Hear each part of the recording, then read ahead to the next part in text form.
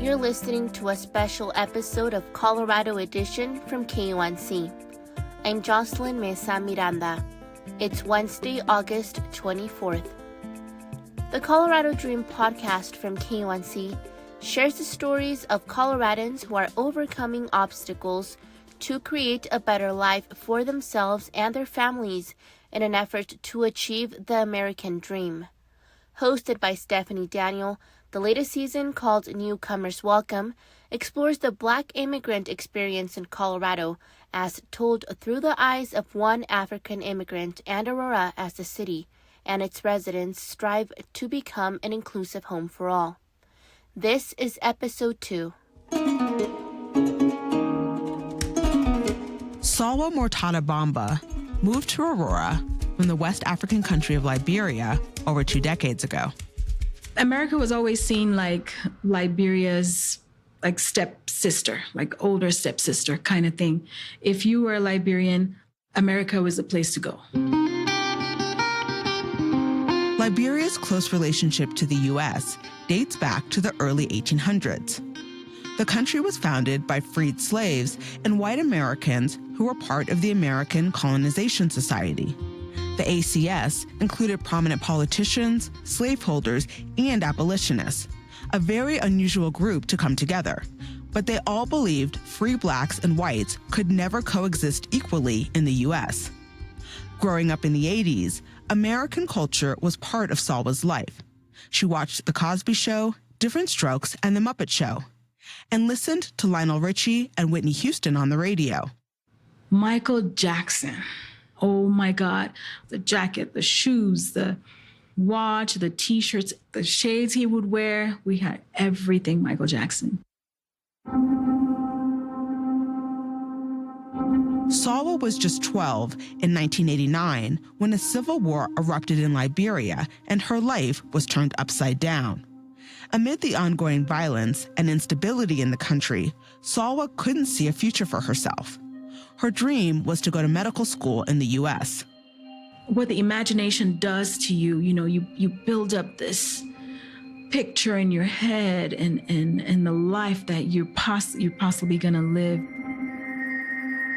In her late teens, and with the blessing of her parents, she decided to leave Africa to pursue the American dream, the one she'd seen on TV and heard about on the radio. That Hollywood fantasy was not what Salwa found when she arrived in the U.S. It was different. And I finally realized, so there are people just like me. They don't have gold for skin. The streets are not made of gold. It's just another place on earth. I'm Stephanie Daniel, and this is the Colorado Dream Newcomers Welcome from KUNC. Our series explores the Black immigrant experience in Colorado. It's told through the eyes of one African woman and the city of Aurora that's working to become an inclusive home for all. This is episode 2, Integration. Salwa arrived at JFK International Airport in New York City in 1998. She was carrying one suitcase and a few $100s. Her aunt picked her up, and on the way to her home, Salwa quickly got a taste of American life. And she took me to KFC. She goes to the drive-thru, and I was like, what? You can order your food in the car? She ended up staying with her aunt and 6 cousins in Queens for months. But she didn't like New York. It was too noisy, congested, and cold. She left New York as soon as she could and moved to Aurora, Colorado, where her uncle Urias Potter had put down roots. They'd never met in person, but he welcomed her with open arms. She didn't seem scared. She seemed like someone that had a mission, and she seems very poised and very confident, that she knew what she was here to do and what she wanted to do. Urias got her set up in her new city. He bought her new clothes and helped her get a Colorado ID and open a bank account. Back then, Aurora was a growing city, but still dwarfed by neighboring Denver. To Salwa, Aurora was just a quaint, small town full of promise. To me, it wasn't a city at that time. It was a village that was kind of like a teenager maturing into this beautiful young woman, and today she's an adult. The city of Aurora butts up against the eastern border of Denver. Like many other communities in the American West, the land was home to indigenous tribes until the 1860s, when Irish, Scandinavian, and German settlers showed up and built farms. Scott Williams is the director of the Aurora History Museum. I suppose it's that age-old story of, the manifest destiny. Everybody was looking for a way to improve themselves, find some money, happiness, liberty, freedom, all of those things. In 1928, after the number of residents had grown to over 2,000, Aurora officially became a city. As you look into Aurora's history, the thing that's fascinating, too, is that, really the military drove the growth. By the early 1940s, there were 2 military facilities, and along with those came an influx of servicemen and women and veterans who needed post-war housing. Hoffman Heights was developed in 1952 by architect Samuel Hoffman. This is from a 2016 Channel 9 news series exploring the history of local neighborhoods. Hoffman called himself the Henry Ford of the home building industry. He used an assembly line construction method to quickly build homes in this neighborhood. The planned community included a fire station, school, library, park, and shopping center. After that, housing subdivisions sprawled out in every direction as Aurora's population boomed. Here's Scott Williams again. From the 60s onward is when you see folks coming from all over the world, whether it be through the military or looking for economic benefits, looking for housing that was affordable here in Aurora. By the mid-1980s, the city's population was close to 160,000, and Aurora Public Schools reported 39 different languages were spoken by students at home. Fast forward to 2015. The foreign-born population in Aurora had grown to over 65,000, a little more than 1 in 6 residents. Over half came from the Americas, mainly Mexico. After that, the largest groups hailed from Ethiopia, Vietnam, Korea, El Salvador, and India. That was the year the Syrian refugee crisis made national and international headlines. President Barack Obama pledged to accept 10,000 of them among a larger group of refugees from around the world. But while some governors and mayors embraced this idea, others pushed back and refused to accept them. Aurora found itself at a crossroads. The city could latch onto an anti-immigrant sentiment that was growing in the U.S., or go a full 180 and embrace these groups and weave them into the fabric of the city. Local leaders chose option number 2, integration. Here's former Aurora Mayor Steve Hogan during his State of the City address in May of 2015. People from about 140 different countries make their home here because they feel welcome, they find opportunity, they achieve success, and they have comfortable places to live with excellent housing values. A month before Hogan's speech, the city had created an Office of International and Immigrant Affairs to guide a more strategic and holistic approach to immigration. Ricardo Gambetta, an immigrant from Peru, was the first person to head up the new office. Our city leaders at the time, intentionally, they make a very important decision. They realize that in the last 20 years, we have a new face of the city. The office conducted an assessment to figure out how to best serve the needs of newcomers, then partnered with nonprofit groups to plot a course of action. That September, local leaders unveiled a 3-year plan to integrate immigrants and refugees into the city. The plan would help these residents access housing, education, healthcare, and city services, and it would bolster Aurora's economy. We have the new generation of workers in the city. We have the new generation of potential new small business in the city. Research shows that immigrants and refugees are more likely to be entrepreneurs than those born in the United States. So in a move that's clearly a win-win, the city provides information to help foreign-born residents get their licenses and register their businesses. There's also a fund that provides loans for startup or expansion costs. Meanwhile, the city benefits from the new businesses through increased tax revenue. And just in the last few years, I understand that we were able to open at least more than 40 new small businesses across the city.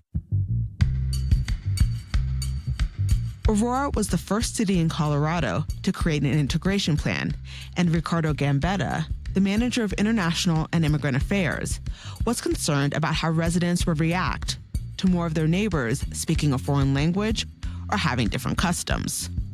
You don't know anything about them, so your first reaction is to be a little concerned, be afraid.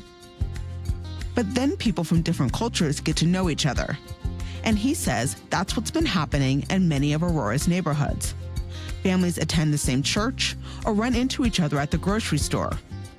Their children play together. And you get the opportunity to know about the others. I mean, those fears disappear.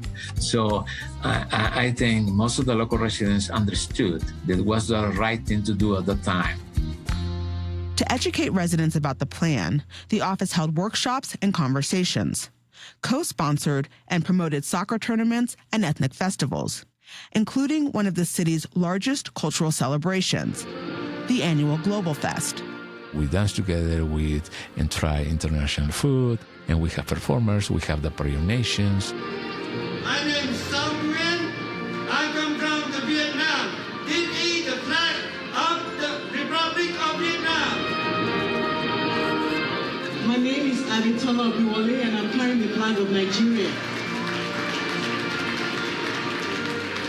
Coming up, we'll hear how a local congregation pivoted to become a one-stop shop to help immigrant communities. We are really a place where people feel that they can come and be seen, and they have a place of belonging. You're listening to The Colorado Dream. The Colorado Dream, Newcomers Welcome, is supported by Ames Community College, positioning learners to meet current and future workforce needs in Northern Colorado for more than 50 years. Info at ames.edu.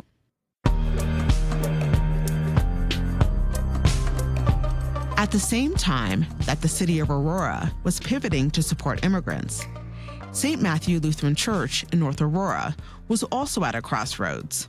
The average age of the congregation was around 80, and membership had dwindled significantly. Pastor Marcel Naruki and his stepdaughter Amanda Blarock presented a proposal to members to see whether or not they'd be interested in donating the church to a nonprofit that we had yet to create in order to turn the church inside out, to actually invite the neighbors in a different way. The congregation voted unanimously to donate the building and land to the yet-to-be-created nonprofit. Less than a year later, they founded the Village Exchange Center, or VEC. We did 11 language focus groups with different communities where we had a translator and just asked questions like, what is it that you want? What would it look like for you to come in here? What are the needs that you have in this community? VEC opened its doors to immigrant and refugee communities in 2017. Congolese, Bhutanese, Nepali, and other groups hold Sunday worship services at VEC, while resident partners like the Ethiopian community of Colorado rent office space. The community center also has a robust food pantry. This is the pantry, basically. So we just finished unloading the truck, and they're organizing, like separating the foods. Ben Batrai is showing me the food pantry where he works as an assistant. He picks up donations from the Food Bank of the Rockies, then brings them here, where volunteers sort the items and place them into bags. They also add more culturally familiar foods bought from local ethnic grocers. And then we create the bags, like 400 up to 600 bags. And the family, we have curbside tomorrow. Bim was born in Bhutan, but went to live in a refugee camp in Nepal as a young child. He stayed in the camp for over 2 decades and got married before being resettled in Aurora in 2014, where he had family living. When he arrived, the language barrier was the hardest thing for him. But there were other challenges too. Everything is new. Even though I cannot afford to ride a bicycles, everybody here, they are driving a car, they are moving. I don't see nobody walking by a hand. So I don't know, I feel like frustrated. How can drive here? How can I go to the work? But over time, Bim adjusted to his new life. He took English classes, got help from several refugee resettlement organizations, and started working. He and his wife have 2 young kids, and they saved up enough money to buy a house in 2021. I work 2 jobs and really struggle. So I have a dream to make my own house, and I fulfill that dreams. So I'm so happy. Vec also manages one of the most successful parts of Aurora's integration plan, the Natural Helpers Program. Over 3 days of training, immigrant and refugee volunteers learn how to help their neighbors navigate the city's resources. Now we're going to present the certificates. One Saturday in early spring 2022, in Vec's large main hall, the program graduated yet another cohort. First person, Veronica Zaragoza. Veronica Zaragoza. Jose Gomez manages the Natural Helpers Program. After calling each graduate's name, he hands them a silver medal. Then Aurora Mayor Mike Hoffman gives them a certificate. Danny Miramontes. The Natural Helpers are like this bridge between their country and here, that we're going to guide them, that we're going to walk with them, that we're going to empower them, equip them. Because I feel that one of the biggest things that has kept our immigrant or refugee community, you could say, down is lack of knowledge. VEC has recruited and trained about 200 volunteers so far, and they've helped thousands of people in their communities navigate a range of resources, like finding employment and access to legal, medical, and mental health services. Our goal is to become that one-stop shop that anything or everything individual, family of immigrant or refugee may need as resource, they could come here and we'll be able to provide them that information to that resource. And if there is a resource that we don't have, we'll go find it for them. My name is Joseph Ayany. I'm from South Sudan. Joseph has been a natural helper for nearly a year. He's been helping people connect to a COVID relief program that provides financial assistance. He is one of the Lost Boys of Sudan. In 1987, a civil war forced about 20,000 young boys to flee the Northeast African country and walk to Ethiopia and then Kenya to find refuge. Joseph came to the U.S. 2 decades ago and was resettled in Denver with about 40 other lost boys. One of the hardest parts of moving here, he says, was the cold, snowy weather. We are like homesick, because we love home and we thought we will never see everybody again, so it was like hard to adjust to a new place. Joseph has done quite well in Colorado. When he came to the Metro Denver area, his main goal was to get an education, which he did. He has a bachelor's degree and works in security. Joseph is married to a Sudanese woman, and they live in Aurora with their 5 kids. When he was asked to become a natural helper last year, he said yes. It was an extension of the work he was already doing. I like to help people in my life. I've been, working, help people in the community, let people come together, and try to solve community issues. With the help of immigrants like Joseph and Bim, VEC has accomplished a lot over the past 5 years. In addition to being home to the Aurora Welcome Center, the nonprofit offers about a dozen programs serving nearly 40 communities. As the organization was growing their services, so was the city of Aurora. But there was more work to do. According to the city, many immigrants and refugees living in Aurora don't have the necessary skills to enter the workforce. And nearly 1 in 5 of these families are living in poverty. So when the initial 3-year integration plan ended, local leaders felt they needed to create a new, more expansive plan. But this time, they looked to these communities to lead the way. That was a big lesson, and we learned that. That's Ricardo Gambetta again, Aurora's manager of international and immigrant affairs. And that is why on the second time, we did the opposite. We tried to work more directly with the community in terms of proposals. Almost everything came from the community. So I think that made the difference because the community feel ownership on the plan. In 2020, the city unveiled a new 10-year immigrant integration plan. It's still the only city in Colorado and one of a handful across the country to have an initiative like this. It's called Aurora is Open to the World, and the goal is to build on our city's success of developing opportunities for immigrants and refugees and to expand our international presence. It's important to remember that local leaders have the bottom line in mind. They are trying to create economic success for immigrants, but also for the city. For Aurora Mayor Mike Kaufman, that includes fostering international trade. And a lot of that is with the respective countries that these immigrant communities come from that, want to invest some of the money that they've earned here and want to encourage investment by businesses in our city. Mayor Kaufman says he's not looking to create a melting pot where immigrants lose their own identities. And that's part of the richness of the fabric of our city is our diverse cultures.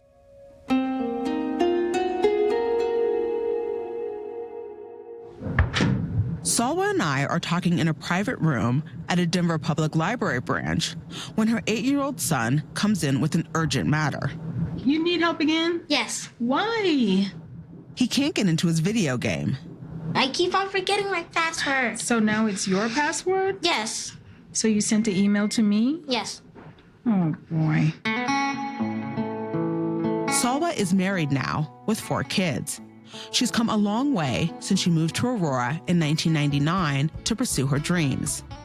This library is about 10 miles from where she lived back then. The city's Natural Helpers program did not exist, but she had an old-fashioned support system. Her uncle Urias Potter and his family. I appreciate everything that they did for me, absolutely. In retrospect, they did something most people won't do, which is take a relative in. And then given the fact that they were just starting out their own lives with their children, it was a sacrifice. After Salwa landed a job, Urias took her to the Community College of Aurora to register for her very first classes. And luckily for me, she took the placement exam and she didn't have to do any prerequisites or anything. She just passed straight the English and math. She took a couple pre-med classes, including biology and chemistry, but the cost of education was expensive. Sometimes I would sit out a semester because I haven't finished paying for the last one. So I went through that for many, many, many years. It took her 9 years to get her associate degree. But like so many newcomers, education was the key to her future.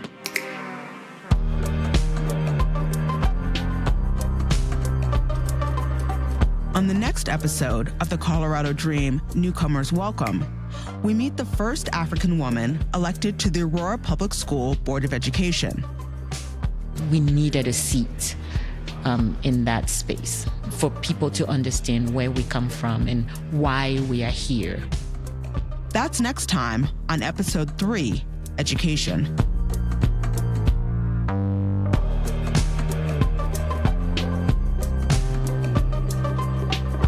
The Colorado Dream Newcomers Welcome is a production from KUNC. It was written and reported by me, Stephanie Daniel. Editing by Johanna Zorn. Fact-checking by Kat Jaffe, with additional help from Adam Reyes. This season's theme song was composed by Jason Patton, who also sound designed and mixed the episode. Additional audio is from Aurora TV and Aurora Now. Ashley Jeffcoat is the digital editor. Special thanks to Chandra Thomas Whitfield, Robert Leja, Kyle Cunningham, and Kim Race. Sean Corcoran is KUNC's Executive News Director. Tammy Turwell is KUNC's President and CEO. To learn more about Salwa Mortada-Bamba and the city of Aurora, and to see photos of the people included in this episode and other extras, go to kunc.org/Colorado Dream, or check out the show notes for a link.